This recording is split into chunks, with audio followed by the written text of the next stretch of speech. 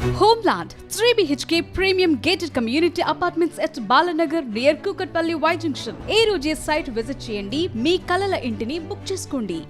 నిన్న తెలంగాణ భవన్లో తెలంగాణ బొగ్గుగని కార్మికులకు సంబంధించినటువంటి సమావేశంలో మాజీ ఎమ్మెల్యే బాల్కా సుమన్ చేసినటువంటి వ్యాఖ్యలన్నింటినీ కూడా పూర్తిగా తెలంగాణ రాష్ట్ర వ్యాప్తంగా సంచలనంగా మారేటువంటి పరిస్థితి కనిపిస్తుంది. దీని పట్ల డీజీపీ కూడా కంప్లైంట్ చేసినటువంటి పరిస్థితి. ఇటు ఎమ్మెల్సీ అద్దంకి దయాకర్, అలాగే బల్మురి వెంకట్.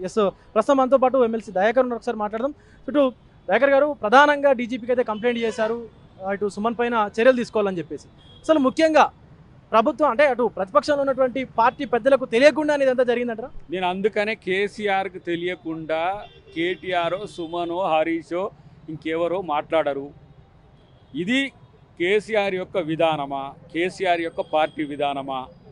ప్రజల కోసం పనిచేసే పార్టీలు ఈరోజు ప్రభుత్వ ఆస్తులో రైల్వేనో లేకపోతే సింగరేణో పేల్చమని చెప్తారా? అట్లా ఒకవేళ పేల్చే తీరుకుంటే ప్రభుత్వ ఆస్తులు ఉండేవా?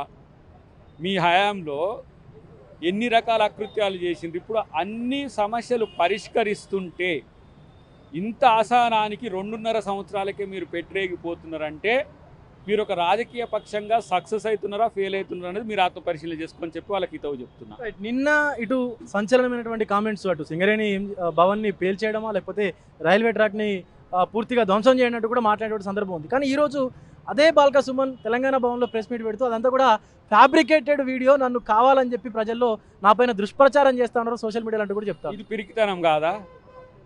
ఇది పిరికితనం కాదా? మాట్లాడిన దానికి, మాట్లాడిన మాటకెప్పుడు కూడా మనం బానిసలం.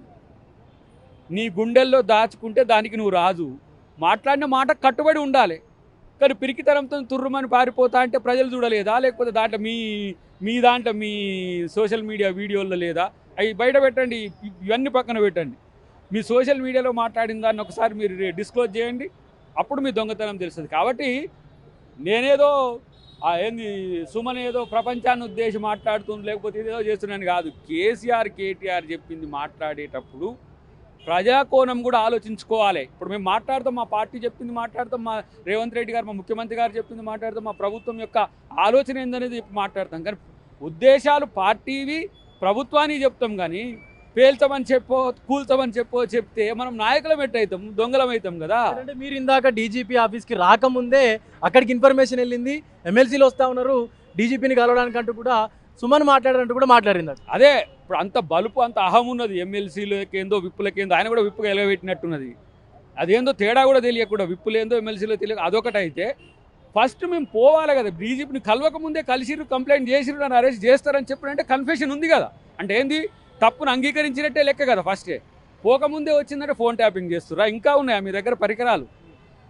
పాత పరికరాలన్నీ దాచిర్రు అక్కడక్కడ, ఇంకా అమ్ముల పొదిలో పెట్టినట్టుగా ఆడి అధికారంలో మీరున్నారు, ఫోన్ ట్యాపింగ్ అని చెప్పి వాళ్ళు ఫోన్ ట్యాపింగ్ అనేది దొంగలు కూడా చేస్తారు కదా.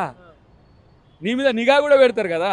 ఇవన్నీ ఎందుకు, ఇది ఇంత తుత్తరపాటు ఎందుకు వచ్చింది మీకు? నిన్న అనలేదు, ఇలా చేయలేప్పుడే నీకు మాకంటే ముందే నువ్వు పెట్టే కాడికి వచ్చినావంటే నువ్వు ఆల్రెడీ కమిట్ అయినట్టుగా అర్థమవుతూనే ఉండే.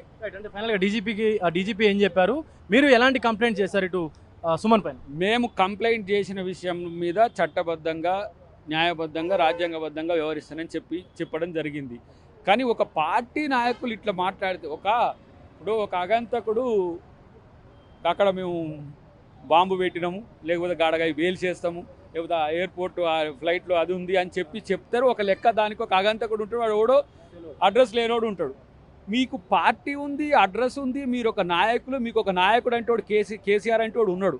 మనకి సోయి ఉందా లేదా ఫస్ట్ ఆత్మపరిశీలన చేసుకోమని చెప్పి కేసీఆర్కి చెప్తున్నాం ఈ ద్వారా.